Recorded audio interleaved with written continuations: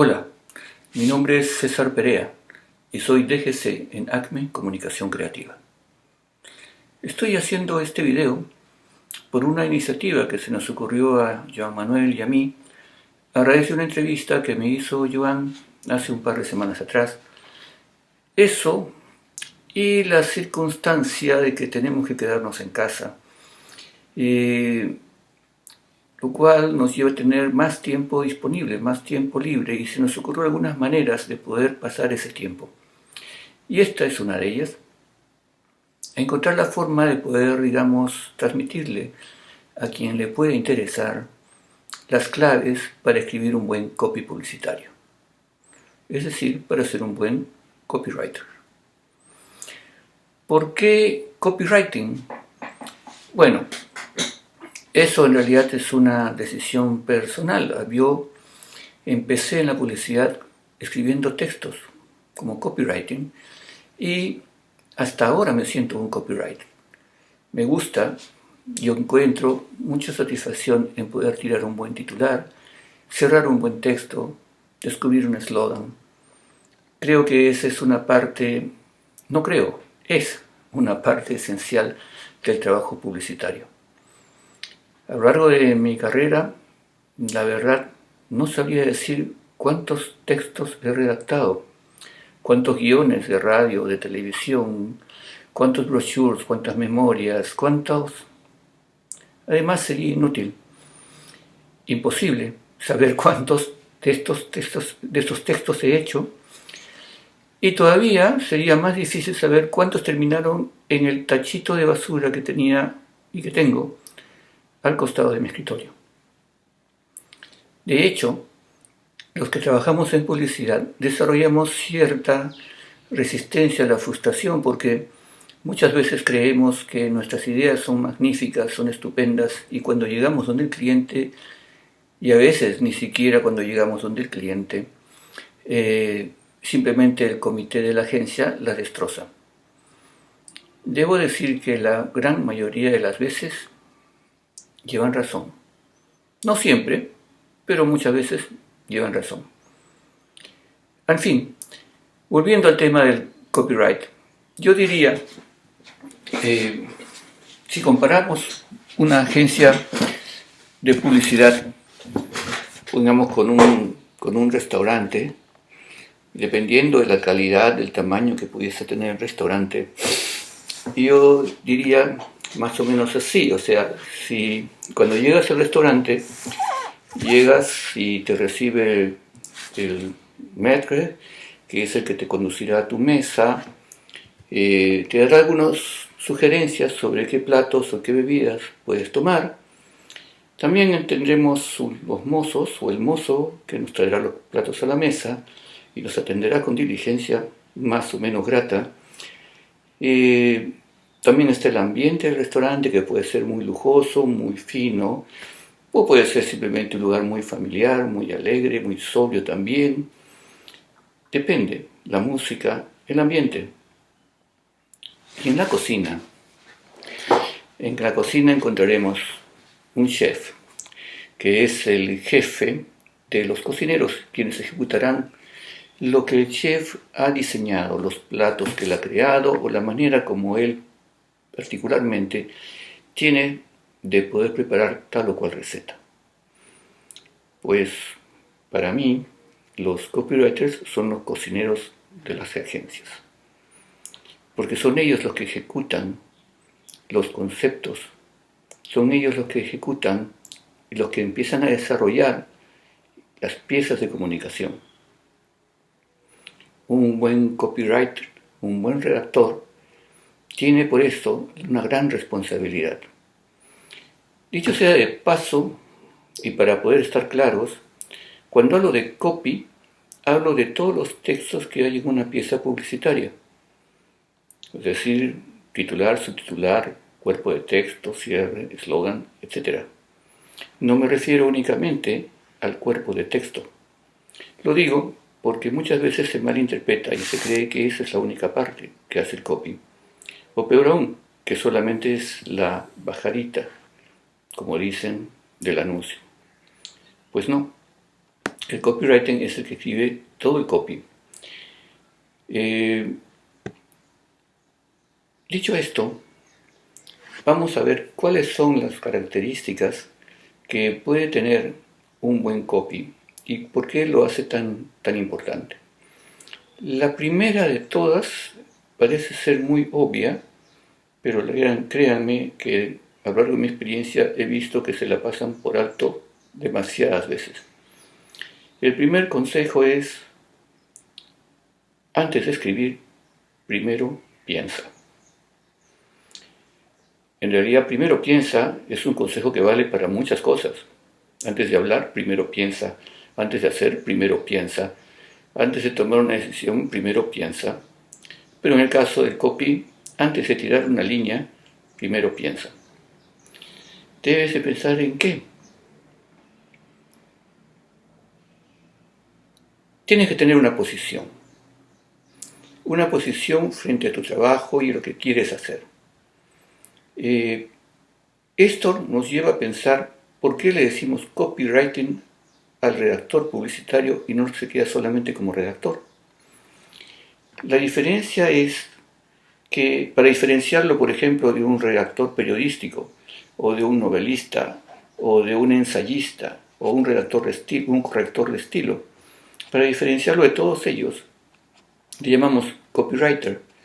No tanto porque nos guste hablar en inglés, sino porque el término copy reúne a todos los textos que hay en un anuncio publicitario. Por lo tanto, el que escribe los copies es un escritor de copies, un copywriter. ¿Y qué nos diferencia eso de cualquier otro tipo de redactor? Pues que los copywriters o los redactores publicitarios, cuando nos enfrentamos a un problema, a una hoja en blanco, lo hacemos con una intención muy clara. Y esa intención es la de persuadir. Nosotros no escribimos una sola palabra, una sílaba siquiera, ni siquiera una coma, si no estamos intentando con ello o si no nos va a ayudar eso a persuadir a quien nos lee o nos escucha. Es para eso que nos pagan. Ahora, llegado a este punto, vale la aclaración. Se trata de persuadir y no de manipular, que son cosas diferentes. Cuando nosotros intentamos persuadir a alguien, utilizamos nuestros mejores argumentos para tratar de convencerlo, utilizando argumentos válidos, de que le conviene hacer lo que nosotros queremos o esperamos que haga.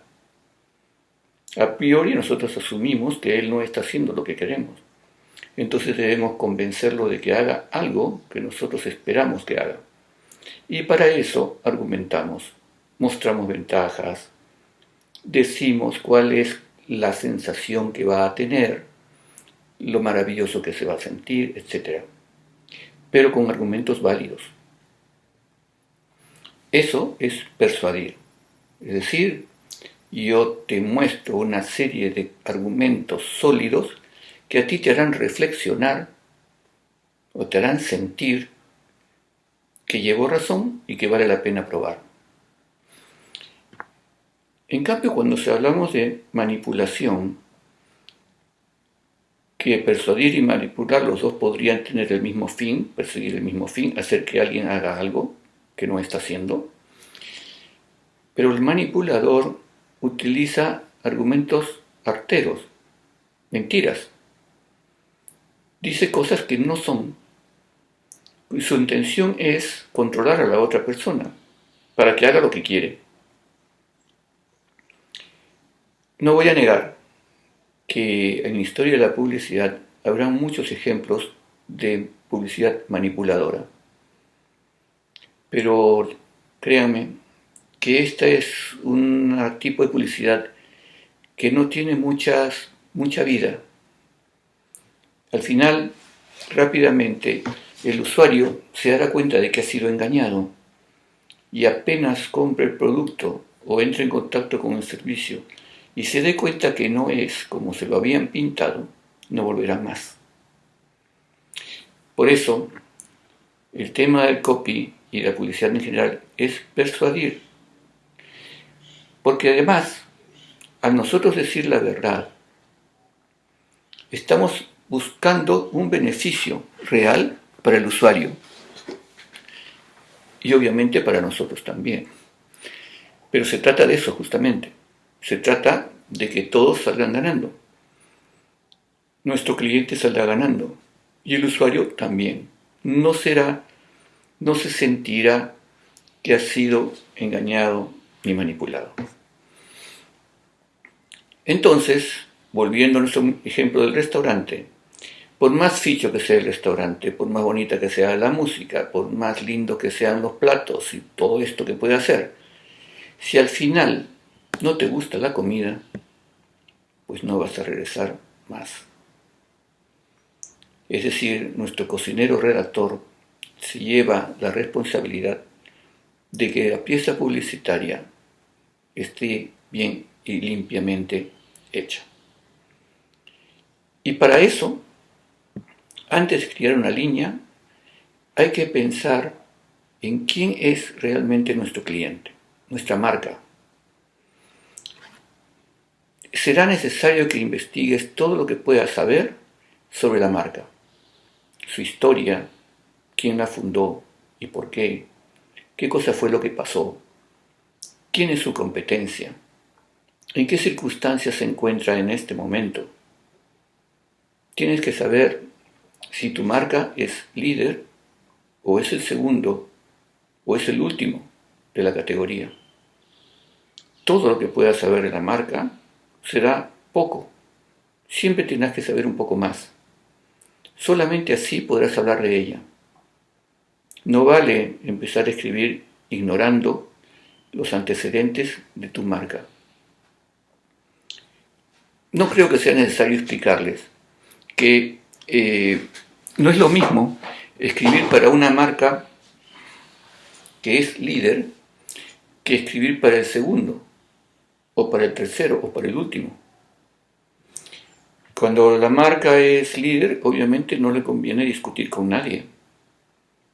Simplemente tiene que reforzar su liderazgo y hacerle recordar a la gente que ellos son los líderes y que por algo lo son. En cambio, si no estás en la situación de líder, sí puedes atacar, sí puedes explicar por qué eres mejor que el número uno y cuáles son las ventajas que tiene ser el número dos. Pues hay muchas, la gente muchas veces piensa, bueno, puede ser que sean más económicos y sean igual de buenos, ¿no? Puede ser incluso que sean mejores. Esta gente se tiene que esforzar mucho. O sea, hay muchas razones para pensar que los que no son líderes sí están en condiciones de poder atacar. Obviamente, si eres muy pequeño, no tiene sentido que ataques al líder, porque te van a aplastar. El líder tiene el poder económico, tiene muchísima credibilidad y vas a quedar como un insecto. Pero eso no quiere decir que tú no puedas hacer tus propias campañas, tu propio tono de comunicación, etc. Y quizás encontrar un nicho que sí te acepte y te quiera, por razones que no tienen nada que ver con que seas el número uno o el número dos de la categoría. Este tema, por supuesto, se puede desarrollar muchísimo más, pero ahora basta darnos cuenta que antes de escribir tienes que conocer muy bien a tu marca, quién es su competidor y cuál es la situación que mantiene en el mercado en este momento. El segundo tema que debes de preocuparte, y no es que sea en orden de importancia, sino que, bueno, una cosa después de la otra, es el target. En el tema del esquema de la comunicación más básico, el más elemental de todos, hay tres elementos que son los que lo conforman, que es el emisor, el receptor y el mensaje. En este caso, el emisor soy yo, estoy emitiendo un mensaje y los que están escuchando son los receptores del mensaje. Bueno, pues reduciendo toda esta nanoexpresión del proceso de la comunicación en estos tres elementos que son tan importantes, ¿cuál suponen ustedes que es el más importante a la hora de escribir un copy? Cuando hago esta pregunta, normalmente me contestan el mensaje. Pero la verdad es que no es así. El más importante de todos es el receptor. ¿Por qué? Porque si nosotros nos equivocamos en el receptor, es decir, en el target, le vamos a estar dando un mensaje que a este target no le interesa. Vamos a estar hablando un código que este target no comprende. Y por lo tanto, va a pasar de nosotros. Nosotros debemos de conocer lo más profundamente que podamos al target. Acá viene el tema de los insights. Recuerden que cuando decimos esta palabreja que no tiene traducción exacta en el castellano, en realidad nos estamos refiriendo al insight del consumidor. Aunque yo preferiría decir el insight del usuario y no del consumidor, pero eso también es otro rollo.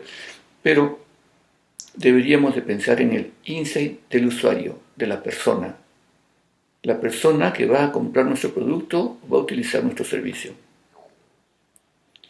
Si nosotros realmente acertamos con este target y encontramos o tenemos un insight que sea accionable y poderoso, vamos a poder con nuestro copy mover esa tecla, apretar ese interruptor que lo va a hacer sentir que eso que lo estamos contando le ha pasado antes o que le pasa siempre y se va a sentir identificado con la situación que le planteemos. Por lo tanto, ya tenemos dos cosas en que pensar antes de escribir, ¿vale? La primera, la marca, la segunda, el usuario, el target. Hay una tercera, por supuesto, que es, bueno, el producto. También tenemos que conocer realmente nuestro producto, saber cuáles son sus ventajas y sus desventajas. Y aquí no vale engañarnos o autoengañarnos. El producto tiene seguramente muchas bondades y probablemente también tenga deficiencias frente a sus competidores. Puede ser que sea superado en varias otras cosas que no siquiera tengan que ver con el producto en sí mismo. Puede ser, por ejemplo, que no tenga una buena distribución. O puede ser también que su precio sea bastante más alto, lo cual no siempre es una desventaja, muchas veces puede ser utilizado como una ventaja también. O puede ser un producto magnífico, que realmente prácticamente es el tipo de producto que, como dicen, se vende solo. Igual, eso no significa que no necesite ningún copy, porque aparte de que se venda solo, seguramente siempre habrá posibilidades de poder crecer en el mercado. Y por último, tendrá que defender su posición de liderazgo, que siempre será amenazada. Los comienzos de la publicidad, digamos, unas etapas, hablando de la publicidad moderna, había mucha publicidad que estaba centrada mucho en el producto. Ahí empezaron estrategias como la Unique Selling Proposition, que es buscar una ventaja comparativa, algo único que pudiese tener el producto, y resaltando esta ventaja única, la gente iba y lógicamente como era una ventaja que los otros no tenían, entonces el producto era acogido por la mayoría. Pero ustedes ya saben lo que pasa, que ahora los productos se parecen muchos unos a otros y en realidad las diferencias, las ventajas centradas en el producto son cada vez más difíciles de encontrar. De allí que tengamos que esforzarnos en buscar unas ventajas distintas que no necesariamente están enfocadas en el producto, en las características del producto. sino están más bien enfocadas en la relación, la conexión que tendrá esta marca, este producto, con sus usuarios. Y esa es un poco, por no decir el núcleo, de la teoría del Love Mark.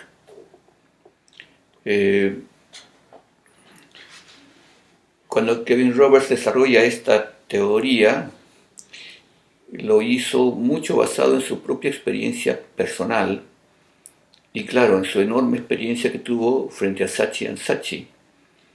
La idea es que el amor es ciego. No sé si lo han comprobado, pero lo es. Eso significa que si tú llegas a enamorarte de una marca, aunque sus competidores la superen en muchas cosas, tú no vas a dejar tu marca.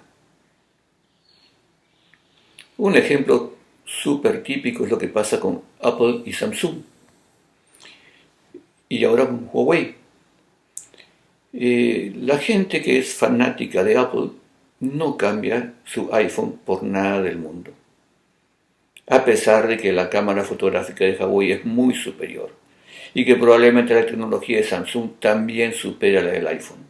Es más, se han estado haciendo juicios entre ellos porque se copian también entre ellos. Es decir, los dos aparatos básicamente son lo mismo. Claro, el iPhone cuesta más. Pero la gente que es fanática de Apple lo hace por más allá de la razón. Forman parte de una comunidad, la comunidad de los Mac, y esa comunidad les otorga a ellos ciertas características que ellos sienten que las tienen o quieren creer que las tienen. Son tipos basados en la admiración de la innovación, son personas con ciertas características artísticas, son personas dinámicas, modernas. Son personas que están un paso delante de los demás, o por lo menos se sienten así. Entonces, el tema del producto ya no es que esté dejado de lado, sino que es la cuestión del producto con la experiencia que tiene el usuario cuando entra en contacto con ese producto. Y eso se le llama la experiencia del usuario, UX o experiencia del consumidor. Todas estas consideraciones hay que añadirles unas cosas que también son sumamente importantes y que no están, creo yo, necesariamente claras cuando se explica la tarea del copywriter. Una de ellas, por ejemplo, es la relación que tiene el usuario con el medio en el cual va a ver la pieza publicitaria. Obviamente no lo vamos a poner a ser reflexivos en Instagram. No es un medio donde tú vas a poder escribir nada demasiado largo. Ni siquiera, pues es un medio donde la gente pueda estar, apenas tienes unos segundos para poder saber si verán o no verán tu anuncio. Es diferente que una revista y es diferente que un blog, es diferente que Facebook. Cada pieza publicitaria vive en un medio y el usuario vive en una especie de universo de medios en los cuales deambula.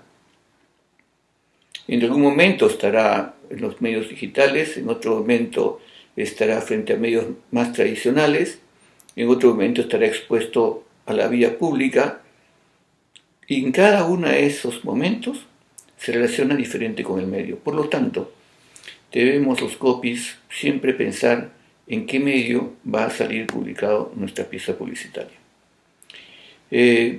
Otro aspecto fundamental es el tono de la comunicación. El tono de la comunicación tiene que ver con la voz de marca. Bueno, sí y no tanto. Porque la voz de marca es la forma como la marca se dirige a sus usuarios, al público en general, sean usuarios o no. En cambio, el tono de comunicación tiene que ver con la circunstancia en la cual se está comunicando. Vamos, que no es lo mismo tener, si fueses community manager, tener un tono de comunicación alegre cuando la gente se está quejando de que todo ha salido muy mal.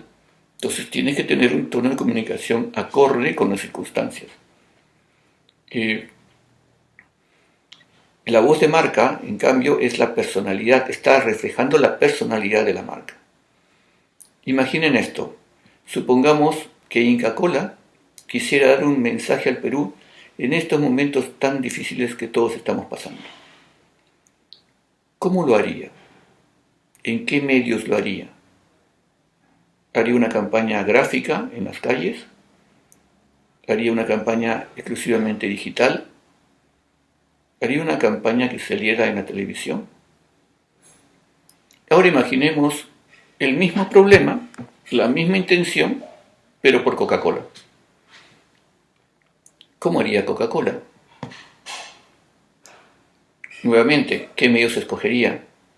¿Pero creen ustedes que Coca-Cola e Inca Kola utilizarían el mismo tono de comunicación? ¿O tendrían la misma voz de marca? Se los dejo eso solamente para que vayan reflexionando sobre el tema. Bueno, hay muchas otras cosas más que se pueden considerar sobre esto del copywriting, pero por ahora creo que es suficiente. Espero que les sirva, espero además que lo pongan en práctica. Practiquen, escriban un diario, pueden escribir un diario de esta cuarentena, cómo pasé estos días de cuarentena, o pueden empezar a escribir un diario ahora, sobre todas las cosas que hacen en su vida, lo que hicieron cada día. Escriban una canción, un poema, escriban un cuento, una novela, escriban lo que quieran, pero escriban. Claro, este es un consejo que le doy a alguien que quiere ser publicista, que le encante además escribir. Si no les gusta escribir, pues todo esto está de más. Entonces, dicho eso, solamente queda recomendarles que se cuiden, que practiquen, aprovechen estos días para buscar de crecer en esto del copy, si es que les interesa. Y nada, estaré llano a contestar si tienen alguna pregunta, que lo podrán hacer a través del canal de Joan Manuel o del Facebook de Joan Manuel seguramente. Nada, ha sido un gusto hacer este video y espero que les sea útil. Chao. ¿Cómo están, amigos de Mente Mochilera? Bueno, el día de hoy vamos a hacer un curso junto con César Perea, que consiste en hablar un poco del proceso creativo y hablar también sobre el copywriter, ¿no? Las técnicas para redactar mejor. Entonces, todo redactor publicitario, cuando comienza su labor, su jornada, la técnica publicitaria, tiene que tener un proceso creativo, ¿no? Entonces, este proceso creativo tiene una serie de pautas que yo voy a compartir con ustedes. Justo estoy acá son las pautas para poder indicarles a ustedes, ¿no? Que de alguna manera se dividen en 5 puntos importantes, ¿no? Lo importante en la creatividad es que hay que resolver algo, hay que solucionar algo, ¿no? Hay una necesidad, algo palpante, y nosotros de forma creativa tenemos esa capacidad para poder resolverla, ¿no? Entonces, dentro de este proceso creativo, para poder realizar una campaña importante, tenemos que tomar en cuenta que existe una preparación, ¿no? Esta preparación vendría a ser el reconocimiento de esta necesidad. Luego tenemos una incubación o una inspiración, que vendría a ser la búsqueda de esta nueva unidad que va a cambiar, que va a resolver esa necesidad. Luego la iluminación, o llamada la concepción, ¿no? Y por último la verificación, que vendría a ser la acción, ¿no? Entonces estas pautas son importantes, y dentro de ellas tenemos ya de alguna manera la retroalimentación, que vendría a ser el quinto punto, que es el ver si es que lo que has realizado realmente está bueno, ¿no? Recordemos que en la publicidad nada es gratuito, y recordemos también que la creatividad en la publicidad se enfoca a públicos objetivos. O sea, la publicidad, en resumidas cuentas, no es arte, sino que el arte lo utilizamos para poder hacer un mejor mensaje. Entonces comencemos con la primera parte, que es la preparación, la aspiración, ¿no? O esta búsqueda de la necesidad, que se divide en tres partes, como es la oportunidad, el diagnóstico y el estado ideal, ¿no? La oportunidad se le llama cuando hay un problema, algo que de repente hay una insatisfacción, algo que nosotros podemos resolver. Luego tenemos el diagnóstico, ver si es que de qué manera podemos solucionar este problema que se nos ha dado, ¿no? Buscando algunas alternativas importantes para poder generar el éxito dentro de esto. Y luego el estado ideal, ¿no? Es ver que lo que hemos encontrado podría funcionar dentro de la solución del problema. Esto es importante porque en publicidad tenemos que buscar todas las aristas para poder generar un buen copy. Entonces nosotros primero, de alguna manera, nos enfrentamos a un papel frío. Primero hay un proceso sumamente frío que es el proceso de la planificación, donde se coloca todo en papel. En el papel tiene que estar para aparecer el público objetivo, el target, es más, los insights que se han rescatado para que luego el redactor publicitario plasme de alguna manera en papel eso, pero que pueda ser entendible por el público objetivo. Y cuando el redactor está sentado, pasa por este proceso que tenemos que solucionar. Entonces, este primer proceso, que es el que les decía, ¿no? Que tiene exactamente 3 pasos fundamentales, que se los repito, que es la preparación, ¿no? Donde hay una oportunidad, que podemos solucionar. El diagnóstico, que cuando hablaba de diagnóstico son las posibles soluciones. Y por último el estado ideal es de alguna manera qué cosa podemos resolver. Por ejemplo, si tuviéramos que hacer un ejemplo, podríamos oportunidad, mucho tráfico, el diagnóstico, tomar una bicicleta, ¿no? Y el estado ideal, creemos de una manera más rápida, o sea, llegamos al trabajo de una manera más rápida, ¿no? Ese es el estado ideal, que sería la satisfacción. Luego tendríamos la incubación, ¿no? Una vez que ya tenemos nosotros esta solución, ahí es donde nosotros nos inspiramos, ¿no? Esta inspiración importantísima dentro de este proceso creativo, donde se despliega la imaginación, la libertad, ¿no? Relajar los supuestos, ¿no? Y por último cambiar los contextos para ver que puedan funcionar dentro de esta inspiración, ¿no? La imaginación, soñar despierto, de alguna manera, romper la lógica. Hay que romper la lógica dentro de nuestro proceso creativo. Es importante romper la lógica, ¿no? La lógica siempre nos va a llevar para un camino, pero en redacción publicitaria, si hacemos lo mismo, entonces no vamos a tener el mismo resultado. La gente anda buscando cosas distintas, ¿no? Entonces, luego tenemos que pasar por la libertad, ¿no? Vencer este miedo de que nuestras ideas salgan a la luz, ¿no? Y por último, lo que tendríamos que hacer es romper los paradigmas, cambiar lo aparentemente que no se puede cambiar, pero sí, siempre hay opción de poder cambiar las cosas, ¿no? Entonces pasamos por esta segunda parte, que es, y bueno, cambiar el contexto, y luego pasamos por las fases que hemos hablado. Por ejemplo, imaginación, ponerle una bicicleta a motor, ¿no? Libertad, hacer la primera bicicleta con pedales y botones en los pies y romper los paradigmas. ¿Qué pasaría si la bicicleta hablara, ¿no? Entonces pasamos primero en buscar la solución, de ahí cómo lo aterrizamos, ¿no? Esta es la segunda parte de la creatividad. Luego pasamos a la concepción o iluminación, ¿no? Es presentar a la luz la idea, es decir, ya que no pase solamente en el espacio mental de la inspiración, sino ya realizarlo, ¿no? Entonces la mente está siempre trabajando en lograr atar cabos, ¿no? Porque, como digo acá, solo cuando nos separamos aparece con nitidez el lugar donde se esconde nuestra preocupación. Lo que ha pasado hace poco con el tema del coronavirus, que la gente viajaba por rutina, pero ahora que te han impedido salir de viaje, entonces tú extrañas eso, ¿no? Tú te das cuenta cuando careces de algo, ¿no? Entonces dentro de esta cuarentena que tenemos, también lo que no está en cuarentena son nuestras ideas, que pueden volar, que pueden salir adelante, y eso es una cosa importante, ¿no?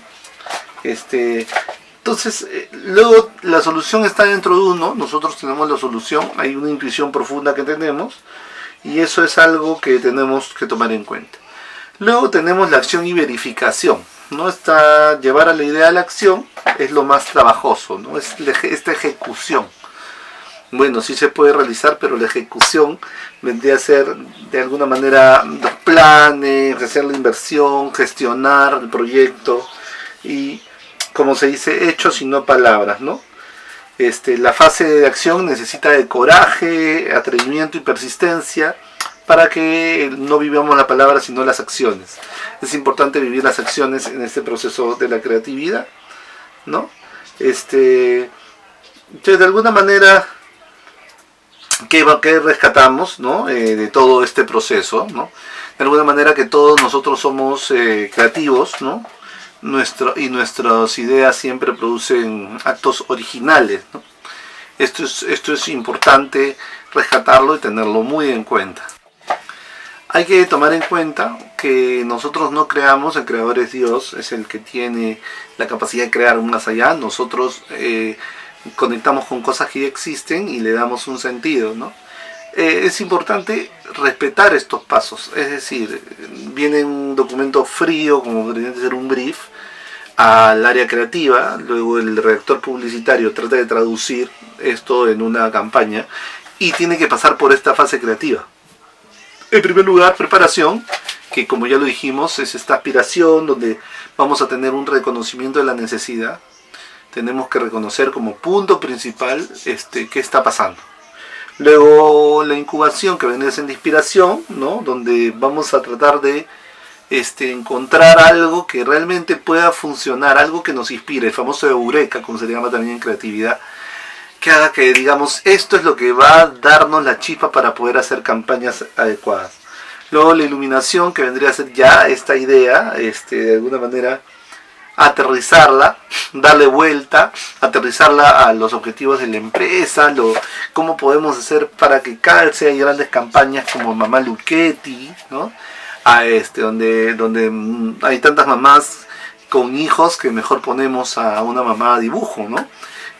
Hay casos también por ejemplo, las campañas de Sodimac para la liga contra el cáncer, ¿no? Entonces, de alguna manera, utilizar personajes también puede funcionar, pero eso está dentro del proceso de la iluminación. Y la verificación es la realización de la idea. Hacerla, llevarla a la luz. ¿Funciona? ¿No funciona? Bueno, eso tenemos nosotros que comprobarlo, ¿no? Si funciona o no funciona. Y es importante eso. Y al final hay un punto más que se llama la retroalimentación. Bueno, espero que les haya gustado esta pequeña clase. Me junté con César Perea, ¿no? César es un extraordinario director creativo, creador de las campañas de la Feria del Hogar. Y me pareció importante, junto con él, poder hacer estas pequeñas clases que espero que les haya gustado.